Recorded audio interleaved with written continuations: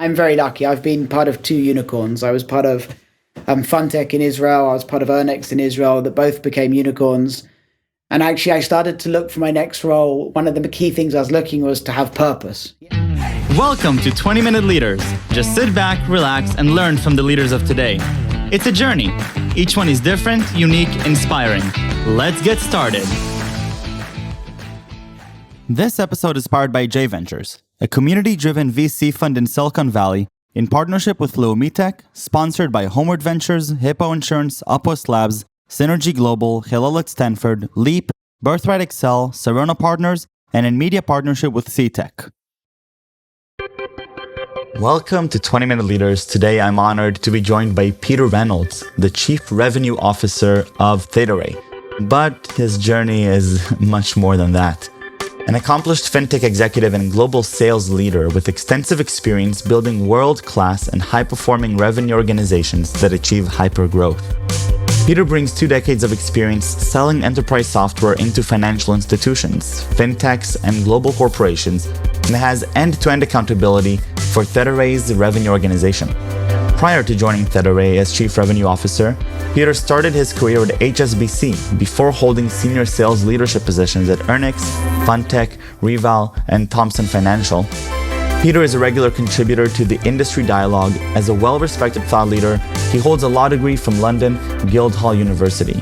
This is really an interesting conversation about Chief Revenue Officer, different career trajectories, and how Peter sees his own career in the world. Enjoy. I appreciate you coming here and spending these 20 minutes talking a little bit about your own journey. Today is Chief Revenue Officer in the fintech and AI space. Very, very interesting space that we're seeing unfold over these last few years. And you have a very non-trivial career trajectory, starting out from a pretty interesting story that I have to start with. Has to do with the army, your brother, and in an interview. Tell me a little bit about that. Yeah. So I didn't do as well as my A levels, what you'd call college. I didn't quite get the grades I needed to go to law school.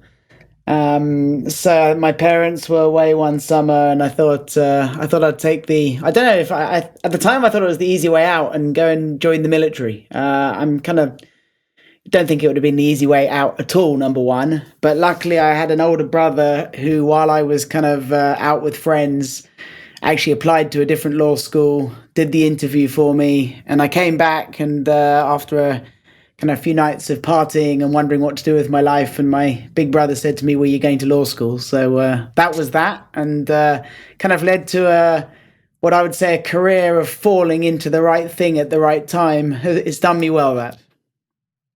Amazing. And so if you're now looking at a little bit more broadly about your career and all the way leading up to today's CRO of Thetaray, how do you reason through it? Sort of what is sort of the guiding star for you as you're going through these different organizations that all seem to have a similar path and are dealing with similar issues, but what is sort of your North Star as you're navigating through them? Yeah. So look, I do put a lot of what I have achieved as being in the right place at the right time. But I also believe that you put yourself in the right place at the right time. So I would honestly say that if you were to meet any CEO I've ever worked for, they would tell you that I've been aiming at becoming a CRO, since day one. I was kind of lucky. I fell into investment banking out of law school, working for HSBC in the times when there were lots of jobs in finance. So it was fairly easy to get a job. Enjoyed it, but it wasn't really me, the kind of stuffy environment of a British investment bank. And what really fell into what was my first sales role in technology, which was Thomson Financial, now Thomson Reuters, and sold terminals and absolutely loved it, knew nothing about it, was kind of given the role by a friend of a friend, seemed to be quite good at sales. And then from there, really fell into what was software as a service. It was a coincidental meeting. One of the partners of Thomson Financial was a derivative risk management startup called Reval that sold this thing called software as a service. There'd been a number of accounting scandals in the world that I knew nothing about, like Enron. And there was a change in how corporates and banks had to account for derivatives and risk. And I got to know the CEO of this company, and he said, look, why don't you set us up in Europe? I think I was like 23 at the time. I didn't really know what that meant. I didn't really know what options were, but he said, come and do this. And it led to probably the best learning of my life, which was 10 years going from a sales executive through to running sales and everything in between in a high growth, private equity backed organization. So I think that's kind of gave me the foundation for everything else I've done in my life. Amazing. And the fascination with fintech and AI and that intersection, was that something that was coming from before, or was that something that you started to understand more and more as you were continuing with your career? Yeah, I suppose I knew nothing about technology as I went into it. I think what I learned, one of the biggest things I learned in my days at Reval was that there's a problem a business has that they need to solve, and that technology will solve it. And that the whole emergence of what we used to call internet-based technology or cloud as it became cooler, and then software as a service, was a very easy way for companies to do things that were quite complex in a fairly easy way. So that kind of grew from there into the payment space and into AI. And now I'm absolutely, fully focused on how this industry can help very large organizations take something that's a well-known concept like AI, but put it into production and actually start using it in production, rather than so many companies that talk a good game but don't actually use it.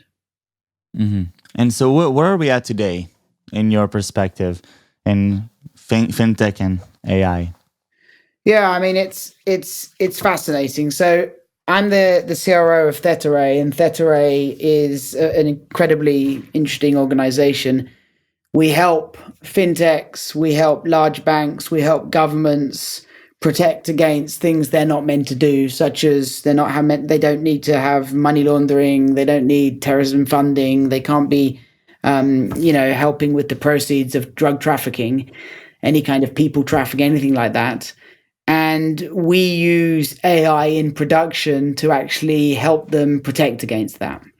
So if you think about what I've just said, this is a very regulated environment. So this is something where regulators really watch and see what people are doing and make sure they do it well enough. And so what I've seen in the last few years is this move from AI being a buzzword that everyone wants to play with in the innovation department of every organization, to AI becoming game-changing in mission-critical activities, such as, how can we identify the difference between a payment Michael's making and the payment a terrorist organization is making? They might look the same, right. They might feel the same. That's a huge leap forward in AI being a genuine benefit to society and to banks and to payments and to fintechs and everything else that we talk about. Now, is this transition from buzzword to production ready, is that mainly a matter of technology being ready and accessible, or are there different shifts in consumer behavior that are allowing for these types of technologies to be adopted into these companies? Look, there's three huge things going on at the moment. And number one, of course, you've got an improvement in AI. No doubt you've got improvement in technologies that make it something you can do. That said, a lot of what we're doing at the moment, you could have done years ago, but it's something that maybe the market is now ready to understand and explain. But, take a step back, what's happened in the world. So firstly, we've got digitization and cross-border payments, right? If I want to pay you some money from London to where you are in Palo Alto, it's going to go through about 4 or 5 different banks. And each of those banks are going to be liable for you and I being good people and the payment being something that we should accept. Now, that's not possible unless you use things like AI, so it's become needed. And then I think more importantly, look, a year ago, this space was interesting. A year ago, you saw banks getting multi-million-dollar fines. You saw all sorts going on in the market. Now we're in a situation where, rightly or wrongly, but global governments have decided to fight war using things like sanctions. So now you're seeing governments saying, hey, you might not be allowed to accept transactions from this person, this group, this region, whatever it might be. Now, if you think about how you might do that as a bank, if you had individuals involved, the experience would be crazy for anyone who wanted to use that financial institution. And the cost of actually running that would be not even possible. So this has led to a need to use technology and AI to actually say, okay, well, we need to look for certain things. How do we do that? Let's use AI to do that rather than, humans. And that's where I think has been, and you'll see an explosion in this space. But if we're even looking at a solution like the one that Thetaray provides, I mean, we're looking at, these really meaningful questions that you're asking. Some of them are critical decision-making points for these organizations. And it almost feels like these organizations are, depending on a third party to provide them the insight and the intelligence, sometimes to determine whether something is as critical as, a fraudulent payment or wrong transaction or a group that we don't, or a transaction that we don't want to fund in general. That's a lot of responsibility on that third party. Is there really willingness in the market for these institutions to outsource that type of decision making that previously was probably done by thousands of bankers? Yeah, great question. And I think the way I see it is that most of the noise, I have the privilege of talking to fintechs and banks every day. And most of the noise at the banks is that if you think about the alternative first. So let's say you've got some, sanctions checking. So, hey, someone with this name, we should stop using our financial institution. I think people have come to terms with the fact that that might be easy to beat, right? I don't think, that's not the hardest thing for a criminal to get around. So then you go to what happened around, 20, 30 years ago as people started using rules-based systems to say, if A, B, and C happen, we might want to look at that transaction. The problem then you have, and this is the problem that all of the financial institutions have, or the small, nimble firms, they get caught up in so much noise, so much what we call false positives, that they end up having huge labor forces looking into everything. And firstly, that costs a lot of money. And secondly, Michael, who's trying to make a payment, is annoyed that it's taking 3 days, is annoyed that it's costing him $50 to make a payment. So I think where the application of AI comes into play and into its own isn't necessarily making the decision. It's getting rid of the noise, it's learning, and it's saying, hey, Mr. Bank, these are the transactions you should look at. So firstly, we limit the volume of noise to something that's very manageable. And secondly, as we start saying, is this bad? Is this good? The model keeps getting better and better, so that even if all you're going to say is we can reduce operational overheads by using the AI, this is the kind of thing that we see a lot of benefit from. And I think that's something that's game-changing to a big organization. Right. And so the interesting distinction here is you're saying that, there's a lot of value in simply ranking and prioritizing on where the decision making is taking place. And so there's a variety of where a company like Thetaray can interject itself into the chain of decision making within an organization, from ranking to decision making, and obviously with the models getting better and better. Tell me a little bit about Thetaray as a company in this space, and what is sort of the grander vision of what is possible leveraging AI in the fintech space?